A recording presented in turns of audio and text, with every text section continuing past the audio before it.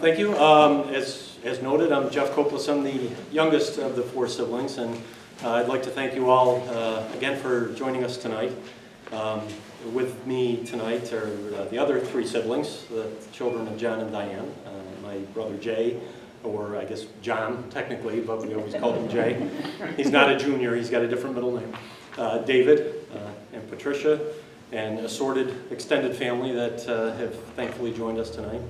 I'd also like to give a thank you in absentia to Charles Begley, who's been a great asset to the lecture series. He has the unfortunate burden of traveling through Paris right now with his wife. So he couldn't join us tonight, but he, as usual, did yeoman's work in helping to put together the lecture tonight. I'm grateful for that. I get the honor of introducing tonight's speaker, and I'm not going to go through his impressive background because you're all capable readers, and please do take a look at that when you get a chance. Rather, I would like to talk a little bit about my own background and memories of Clif. And I'll start by saying that we weren't, the best friends in any dramatic, conventional sense. But I do consider myself lucky that I got a chance to spend a fair amount of time with him, primarily in classes, including my father's class.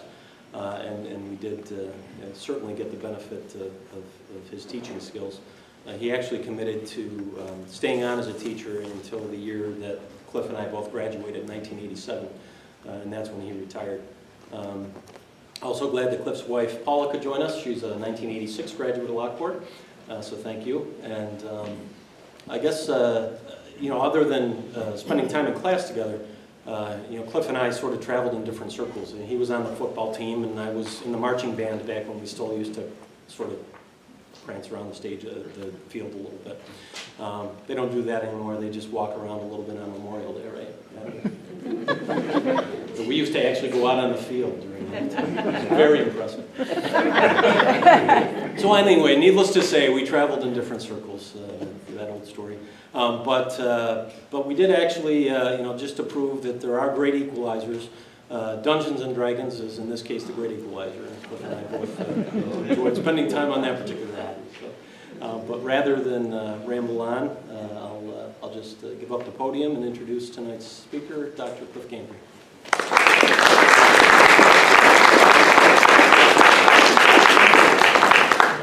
Thank you, Jeff. Thank you, everyone, for coming out this evening on this almost rainy Monday night. Appreciate it very much for you coming out. Jeff has already done a bunch of thank yous, but I'd like to add my thank you to Bev Faderspiel and the library for keeping this Memorial Lecture Series going. This is something that's very important to me. Mr. Koplas had a great impact on my life. He's one of the reasons why I do what I do now. And I've always been happy to support this, and so I'm glad it's going on. I too would like to thank in absentia Magister Begley. I never actually took Latin in high school, and yet I feel compelled to call him Magister Begley 30 years later anyway. And as Jeff said, he does a lot of work to keep this going, and contacted me and worked with me so that give me a better idea of the kinds of things that people talk about at these lectures. And of course, I'd like to thank Jeff and the rest of the Koplas family for inviting me to come and give this talk tonight, and to John Koplas Sr. And Diane as well, because without them, like I said, I wouldn't be doing what I'm doing now. This is quite an honor for me tonight. I don't know how I can convey that much better. As Jeff said, we graduated 30 years ago this year. I tried to find the date of the graduation. I couldn't, but I think it was pretty close to this day, 30 years ago. So it's almost 30 years ago to the day. And I remember when Mr. Koplas decided to retire that year. That was a big deal for us. It was like he was graduating with us. Of course, he went on to teach for like another 20 years after that. But it meant a lot to that class, especially that class in World Masterpieces. To use the old Norton Masterpieces book for that class, and so it was really important to me. I had several really good teachers in high school, but Mr. Koplas really stood out. He had a profound impact on me, as I've said. He displayed a passion for literature, more for learning, and I think that's really what had an impact on me. It was an infectious kind of passion for that learning. I didn't always like what we read. I still haven't read Silas Marner. But this was the first class in which I started to make connections between various disciplines. In high school, things tend to be very siloed. You take English, you take math, you take history. But it was in Mr. Koplas' class that I started to realize things like literature has a history, that history informs literature. And when you understand those two things working in conjunction, you understand better what's going on in the world. And I've always taken that with me. I remember shortly after I graduated, I went on to college at SUNY at Buffalo. I took a course on Hermann Hesse, which was influenced by Mr. Koplas. I took some literature courses. I remember coming back occasionally and talking with him about Johann Wolfgang von Goethe, the great German poet, wrote the epic Faust. But we talked about things like the fact that Goethe was also a scientist, that he studied color theory, actually wrote a book on color theory, used chemical theories in one of his novels, Elective Affinities, and so forth. But the moment I still remember the most about Mr. Koplas is sitting in that World Masterpieces class one year. I think it was 11th or 12th grade, I can't remember exactly when, it doesn't matter. And we have to read the usual stuff. We read a lot of cool stuff, but we came to Shakespeare. Again, 4, 5 plays. I don't know how many we read in high school. And I must have made a face, and so Mr. Koplas, of course, looked at me and said, "Mr. Ganyard, is there something wrong?" And off the cuff, I said, "Why do we have to read this play?" I don't even remember what it was. It was probably Macbeth or something like that, one of the classics. And I said, and he said, "Well, because it's a classic, Mr. Ganyard. This should be part of your education. You should know what's going on." And being, of course, 17 years old, I said something flippant and said, "Yeah, who decides if it's a classic?" Anyone else would have come back and said some response about the ivory tower and noble traditions. He didn't. He stopped, he looked thoughtful for a moment, and then he said to me, "I don't know." That was a really important moment for me because it made me realize, well, first off, that my teachers didn't always know things, which was really important, I think, to realize that. But in the consequence, he said, "Mr. Ganyard, if you don't want to read Macbeth or whatever it is, that's okay. You have to read Shakespeare, but I'll let you read something else." I ended up reading The Tempest. It's remained one of my favorite plays ever since then. It's influenced some of my own work. I teach a course on utopia, and that has a lot of influences on that as well. And that was really important because it made me realize that I could choose my education. Right? That there were those few individuals out there who were willing to let people choose what they were going to study as long as they studied it and tried to get something out of it. And so that had a really profound impact on who I became and how I developed a little bit later on. And that's kind of what I want to talk about tonight, this idea of education, liberal education, the freedom to be educated, the freedom to choose education. And of course, like Mr. Koplas, I ended up in one of the humanities. Right? The humanities classically are literature and language, history, philosophy. Mr. Koplas taught English literature, American literature. I ended up in history, so not quite the same thing, but very close, very similar. And those are very important elements to who I am and what I believe in. Right? So let's start off with the title of this piece, this title of my lecture tonight. Right? The proper study of mankind is man. This is a line taken from a very famous poem by Alexander Pope, one of the great 18th century English poets, which paradoxically is entitled An Essay on Man. It's a poem, don't worry, trust me on this one. In 1734. And alongside Voltaire's Candide, this is one of my favorite pieces from the Enlightenment, from the 18th century. I've taught it numerous times. I'm pretty sure the first time I read it, or at least a part of it, was in Mr. Koplas' class. Right? Pope's purpose in writing this poem, ostensibly, was to vindicate the ways of God to man. He wanted to put man in his place and say, don't try to understand God. Man can't comprehend the Almighty. Right? What's your proper place? And he wanted to situate man in the great chain of being. Where are you in the world? Right? What is your purpose? Right? But it's a very optimistic piece. It's not really religious. Pope himself was religion, but this was a period of time, the Enlightenment, when things were being questioned, when religion was starting to fade away, when science and philosophy and reason was becoming more and more powerful. This was the age of reason, after all. And so Pope wrote this poem. And this line comes from the second epistle. Let me just read some of it for you. Right? He starts off, he says, "Know then thyself, presume not God to scan. The proper study of mankind is man, placed on this isthmus of a middle state, a being darkly wise and rudely great, with too much knowledge for the skeptic's side, with too much weakness for a stoic's pride. He hangs between, in doubt to act or rest, in doubt to deem himself a god or beast, in doubt his mind or body to prefer, born but to die and reasoning but to err, alike in ignorance his reason such, whether he thinks too little or too much." And so he's saying, look, you're right in the middle. You're not a god, but you're not a beast either, right? You're terribly flawed. You can't reason. You err, right? You're ignorant, right? But it's very much like Shakespeare. It's very much like Hamlet and this idea of the nobility of man. He goes on, he says, "Choose of thought and passion, all confused, still by himself abused or disabused, created half to rise and half to fall, great Lord of all things, yet prey to all. Sole judge of truth in endless error hurl, the glory, jest, and riddle of the world. Go, wondrous creature, mount where science guides. Go measure the earth, weigh air, and state the tides. Instruct the planets in what orbs to run. Correct old time and regulate the sun."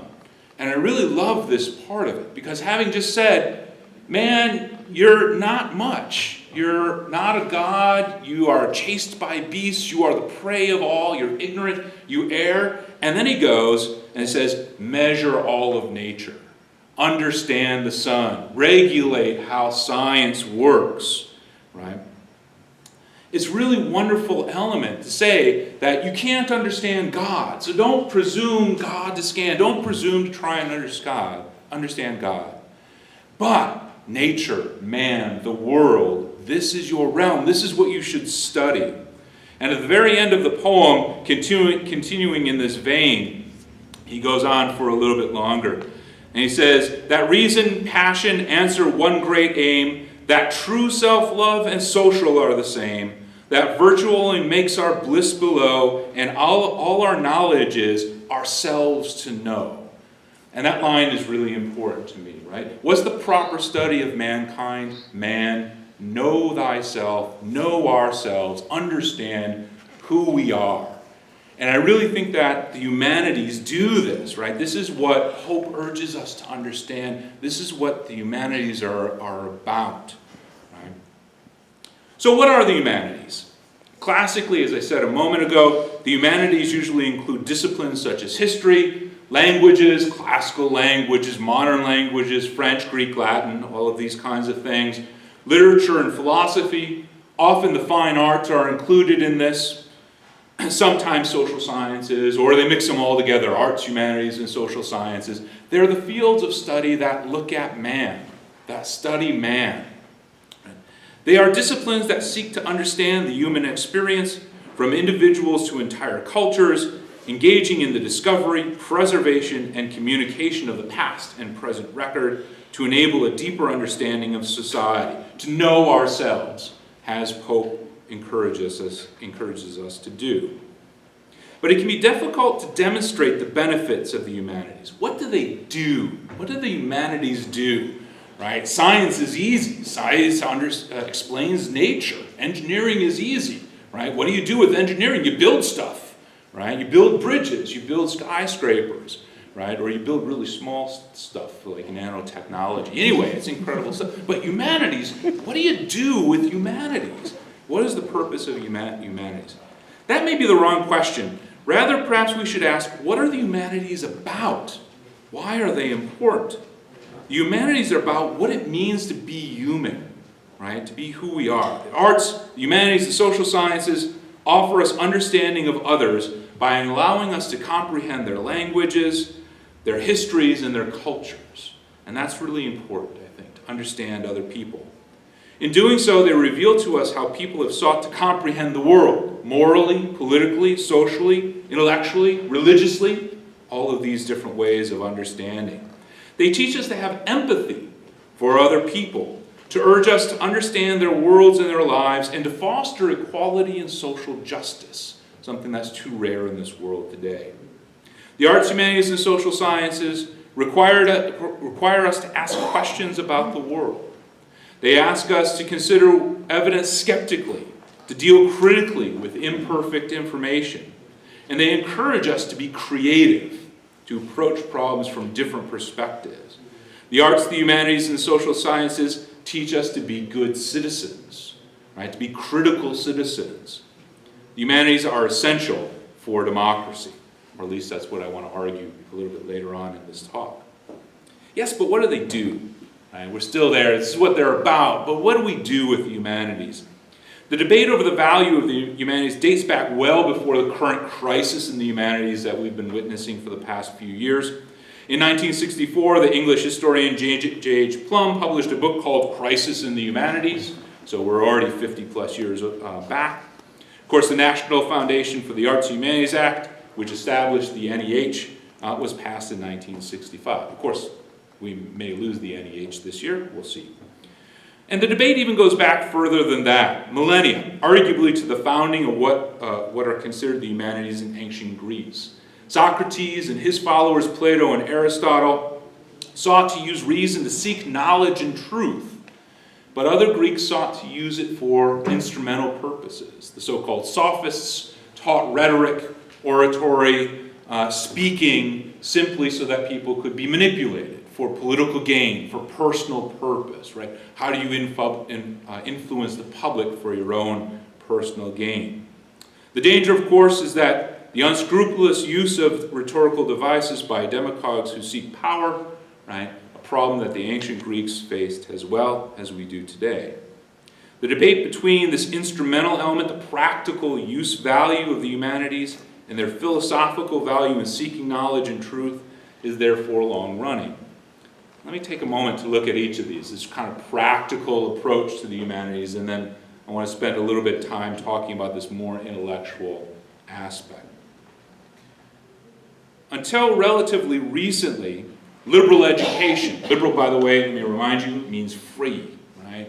So this is a free education, not necessarily in terms of free tuition, but as I said in my beginning, the freedom to choose, right? The freedom to absorb all kinds of different things.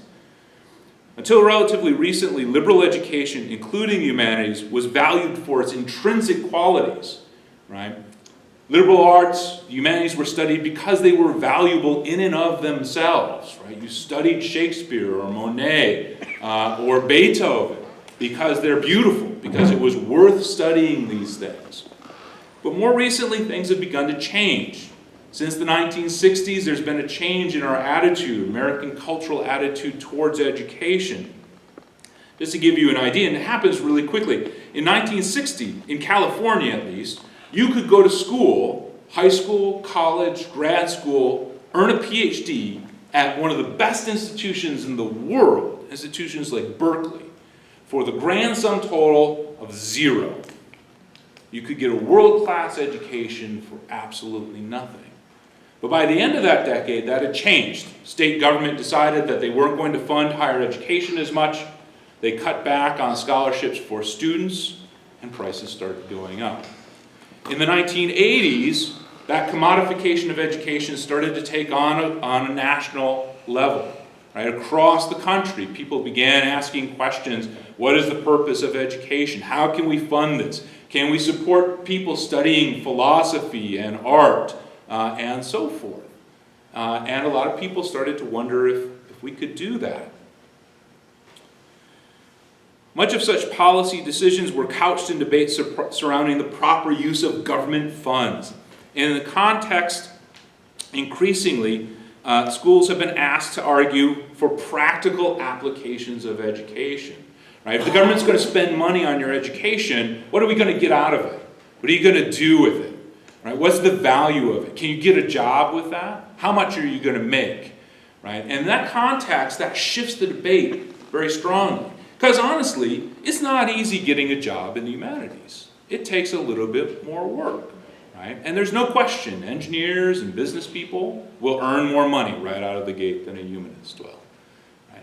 And so in that context, the argument became more and more about, well, what do the humanities get you? Can you get a job with a history degree? A lot of my friends said, you better get used to saying, you want fries with that? Right? This old attitude that the only thing you can do with an English major or a history major is work in fast food, perhaps, or something like that. And what I want to argue is that that's not really the case, right? But education has become commodified in the last 30 or 40 years. We talk more and more about it in terms of what you get out of it. I pay my money, you give me my degree, I get a job. Right? 40 or 50 years ago, that wasn't always the case. You went to college to learn, right? To study. And yes, of course, we hope you get a job. We hope you make lots of money. But it was more about the value of education. Reducing education to job training is dangerously literal-minded. Most graduates entering the labor market today and in the future should expect jobs to shift, even careers, several times in their lifetime. Right? 50 years ago, 60 years ago, when Mr. Koplas graduated, when my dad graduated, you got a job and you stayed in that job for your entire life. Right? That's no longer the case. People are going to have to shift. We have to have students who are prepared to learn quickly and efficiently over their lifetimes, to be able to adapt as things change. Training students for one job right after graduation is a much poorer educational plan than training students for lifelong learning and adaptability. Right? So it's not just saying, look, you're an engineer, you get these skills, you get a job and you're set. I mean, I hope that they are set. But in 5 years after graduation or 10 years after graduation, is that job going to be there? Technology changes so quickly now. The jobs, most of the kids graduating from high school this year haven't even been imagined yet. Right? In 10 years, there are going to be all kinds of new jobs, and we don't know how to prepare for that. In promoting skepticism and critical thinking, the arts, humanities, and social sciences encourage exactly this kind of adaptability. And the evidence, in fact, supports the utility of humanistic study. For example, employers routinely indicate that they want graduates to be able to communicate efficiently and effectively. They want them to think critically, to analyze and solve complex problems, and to make ethical decisions. So this is important. These are the kinds of skills that the humanities, the social sciences, arts teach us. Likewise, a recent study from 2010 conducted by the New College of Humanities in London found that of the FTSE 100, FTSE FTSE is Financial Times Stock Exchange, the list of 100 companies, 34% of the CEOs on that list had studied the humanities. 31% had studied science and technology. So at least as many successful CEOs had studied history or literature, psychology or economics, as had studied computer science or engineering or mathematics. Right? Clearly this is evidence of success from a humanistic studies perspective. The same study concluded that 60% of the United Kingdom's leaders, so now bringing in MPs and all these other kinds of things, politicians and so forth, 60% of them had backgrounds in the humanities as well. The numbers might be slightly different from the United States. I wasn't able to nail them down before my lecture today, but Vivek Vadva, now a distinguished fellow at Carnegie Mellon University's College of Engineering, noted in a study of the education background of CEOs that only 37% of them held degrees in science and technology. In 2012, Vadva wrote in the Washington Post, "I believe humanity majors make the best project managers, the best product, and ultimately the most visionary technology leaders. The reason is simple. Technologists and engineers focus on features and too often get wrapped up in elements that may be cool for geeks but are useless for most people. In contrast, humanities majors can more easily focus on people and how they interact with technology. A history major who has studied the Enlightenment or the rise and fall of the Roman Empire may be more likely to understand the human elements of technology and how ease of use and design can be the difference between an interesting historical footnote and a world-changing technology. A psychologist is more likely to know how to motivate people or to understand what users want." Vadva goes on to discuss Damon Horowitz. Damon Horowitz, some of you may know, is the founder of Aardvark, social media product, which he sold to Google a few years ago for $50 million. Not bad. Horowitz was a highly accomplished artificial intelligence researcher, so this is no dumb guy, right? He's a very intelligent guy. He studied at MIT, but he realized that he wasn't really making any headway in artificial intelligence. He wasn't actually solving the real problems that he wanted to solve. So what did he do? He decided to go back and study philosophy. He didn't understand the philosophy of intelligence, he said, so he went to Stanford and he earned not just a philosophy degree, he earned a PhD in philosophy. He said it was one of the hardest things he's ever done, that he's learned so much doing it in that process. Right? But he also credits that experience with the breakthrough for creating aardvark enterprises. He learned about the nature of intelligence, but it improved his ability to solve problems creatively, and Horowitz credits that experience in helping him envision aardvark in the first place. In studying technology, entrepreneurs over several years, Vodva notes that the most common, quote, the most common trait he has observed are passion to change the world and the confidence to defy the odds and succeed, unquote. And there's a lot of other examples. Just really quickly, let me give you a few examples of successful people, most of whom you've all heard of, who have humanities backgrounds. Mitt Romney ran for president a couple of years ago, English, BYU. Ted Turner, classics, Brown University. Conan O'Brien, history and American literature, Harvard. Carly Fiorina, former CEO of Hewlett-Packard, also made a bid for the presidency a couple of years ago. Medieval history and philosophy from Stanford. That's a pretty remote study if you think about it. How you end up as the CEO of Hewlett-Packard having studied medieval philosophy. Fantastic. A couple you might not know.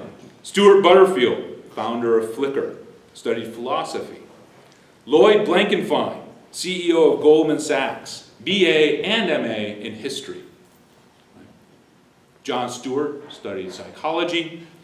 J.K. Rowling, you know her, right? Today, by the way, June 26th, is the 20th anniversary of the publication of Harry Potter and the Philosopher's Stone. And yes, the first edition was called Philosopher's Stone, not Sorcerer's Stone. She's done all right for herself, too, I think. And a couple of favorites of my own. Sam Calagione. Anyone know who Sam Calagione is? Ryan, you should know. Yeah. Founder and owner of Dogfish Head Brewing Company in Delaware. Right? Majored in English. Okay? Now he's one of the most famous, one of the most popular brewers.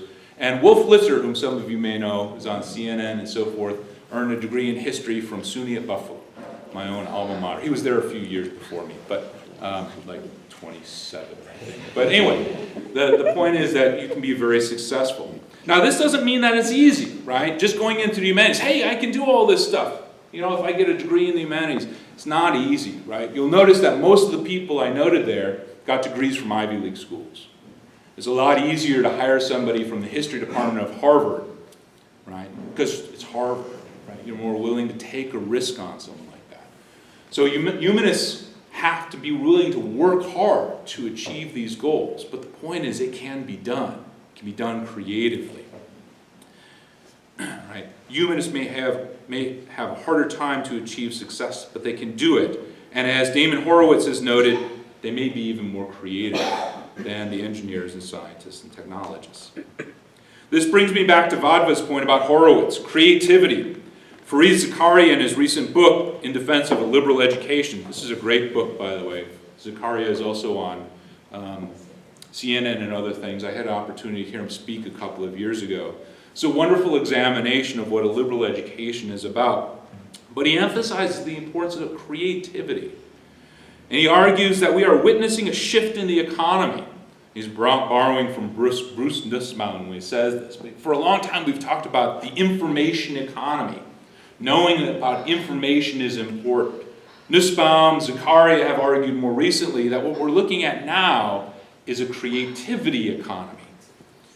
For example, the entertainment industry, Zakaria notes, is the only industry, I think it's the only industry, that did not suffer a decline during the recession after 2008. In fact, entertainment continued to expand, right, and got bigger and bigger and bigger. Entertainment is based, of course, on creativity. We need writers and actors and directors and artists if we're going to continue to be creative.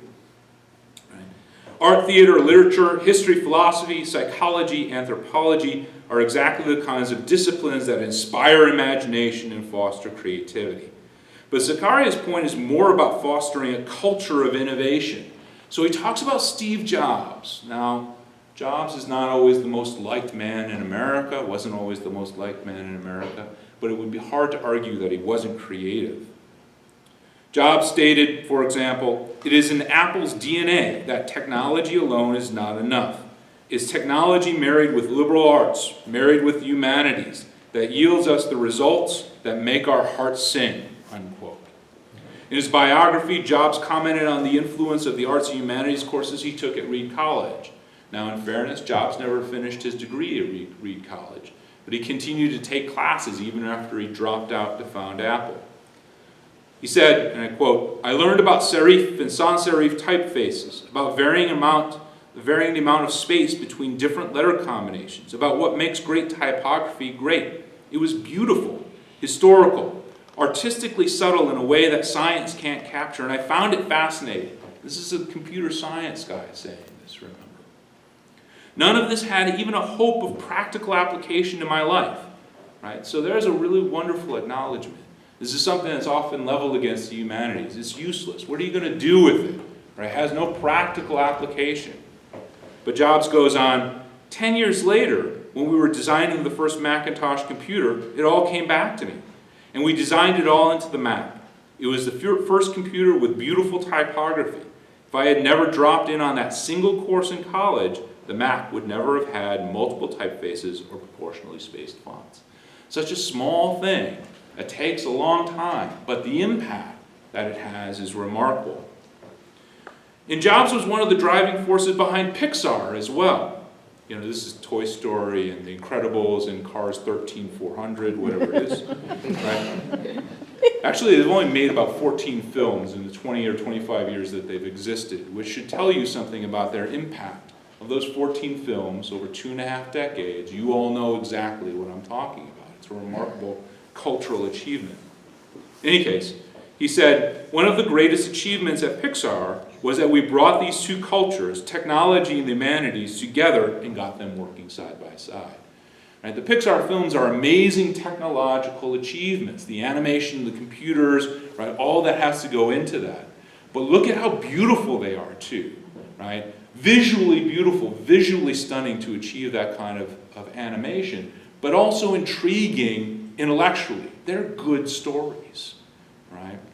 Think of Toy Story and the kind of human element that those toys, animated human toys, had on us. Right? Wonderful kind of impact. Mark Zuckerberg, also maybe not the most liked person in the United States, had a similar experience. He studied psychology at Harvard, also dropped out. Right? Notice that I'm not saying that you have to earn a degree in any of this stuff, right? The point is that studying them, learning from the humanities is important. Zuckerberg studied psychology along with computer science. Is another example of this interaction of humanities and technology. Facebook, he has said, is as much psychology and sociology as it is technology. Right? The application of